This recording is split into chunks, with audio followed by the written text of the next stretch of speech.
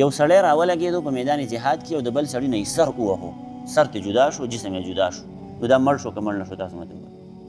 مړ شو که نه؟ چې دا سر د دې وجود نه جدا شو، بس دا په دې خبره دلالت کوي چې سړی مړ شو. صحیح شوله که نه؟ او الله جل شانه ووایي چې دغې ته مړی مه وایه، دا ژوندی دی. یو خبره شو. دویمه خبره، دا کم سړی چې په میدان جهاد کې شهید شو، ټیک شوله که نه؟ نو دا سړی په قبر کې ښخولی کېږي، حالانکې ژوندي خو څوک په قبر کې نه ښخوي که نه؟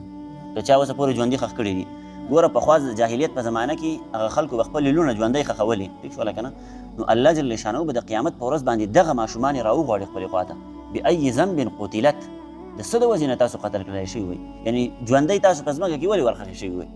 نو مطلب دا دی چې د الله جل شانه په نیز باندې هم دا ژوندي ښخول دا ډېر غټ ظلم دی، او موږ رالګو ژوندي خلک په ځمکه کې ښخو. الله جل شانه فرمایي چې دا ژوندي دي، ټیک شوله؟ موږ راولګو ایسته په ځمکه کې ورخښ کړو، د پاسه پې تختې کېږدو، خاورې پې ورواړو. دویمه خبره شوه. صحیح شوله که ژوندي څوک نه ښخوي او موږ یې ښخو، ځکه ژوندي دي چې الله جل شانه ورته ژوندي ویلي دي. درېیمه خبره دا ده چې یو سړی ژوندی دی نو د هغه میراث نه تقسیمولی کېږي. د هغه چې کوم مال دی نو په هغې باندې د میراث حکم نه لګي، ټیک شوله که نه؟